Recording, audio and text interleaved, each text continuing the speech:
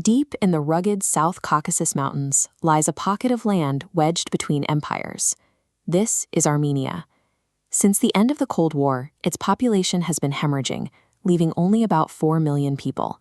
It is a tiny, isolated nation, boxed in by unpredictable or historically hostile borders.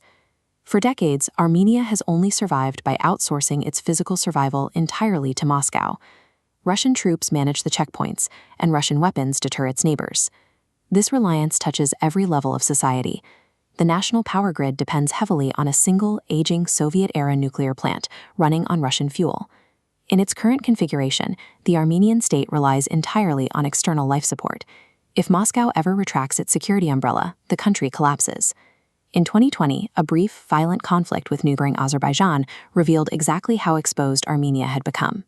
Azerbaijani forces deployed a massive wave of Turkish-supplied drones that entirely bypassed traditional ground defenses. Within days, Armenian conventional tanks and artillery units were systematically picked apart from the air. The human and tactical cost was staggering. In a single month, the Armenian military apparatus was effectively obliterated. The immediate assumption was that Russian forces would step in to halt the advance. But Moscow never arrived. They are currently consumed with their own buckling front lines in Ukraine. That one-month conflict exposed a harsh truth. The Russian security guarantee is gone, leaving Armenia to face its neighbors without a shield. Without Russian airlifts, Armenia needs a trade route immediately. Southward, U.S. hostilities make Iranian trade commercially toxic. Northward, Georgia's slide toward Russian-backed authoritarianism makes it an unpredictable partner. That leaves exactly two directions, Azerbaijan east and Turkey west. The geography creates a cruel mathematical trap. To keep the lights on and the economy breathing, Armenia must strike formal trade deals with the exact two nations that just dismantled its military. For the Armenian public, that geography clashes with a deeply ingrained trauma. During the final years of World War I, Turkish forces killed hundreds of thousands of Armenians in a mass genocide. That singular event is seared into the cultural memory of the survivors and their descendants. The idea of forming a diplomatic pact with Ankara feels like a profound historical betrayal. Yet, the modern political elite stare at cold, immediate math. Without an open trade corridor and imported Azerbaijani energy, the Armenian state cannot physically function. The entire population is forced to ask a heavy question.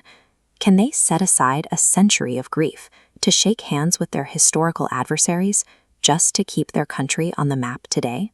On June 8th, the Armenian public took that agonizing question to the ballot box. Russian intelligence networks treated the election as an opportunity. They flooded the zone with misinformation, deploying a well-worn playbook to terrify the public and amplify pro-Moscow candidates. But the operation failed entirely. Voters turned out in massive numbers, delivering an absolute parliamentary majority to the ruling party and their painful strategy of pivoting toward the West and Turkey. Secret trilateral talks are already in motion among Yerevan, Baku, and Ankara to hammer out the physical details of a formal trade corridor. Despite the obvious fear, the voters and the political elite have formally chosen to abandon the old Russian system and step into an entirely unknown diplomatic arrangement. New power brokers are already trying to influence this pivot. Recently, American officials, including J.D. Vance, visited the region, offering a handshake deal to supply U.S. nuclear fuel and break Russia's energy monopoly.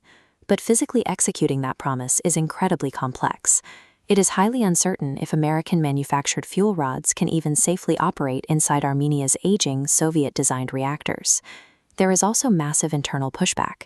The global Armenian diaspora, who lives safely outside the immediate conflict zone, are actively protesting any compromise with Turkey regarding the genocide. Looming over all of this is a humiliated Russia. Moscow has taken severe hits to its global prestige, but its intelligence apparatus remains highly capable of sabotaging fragile diplomatic agreements in its former territories.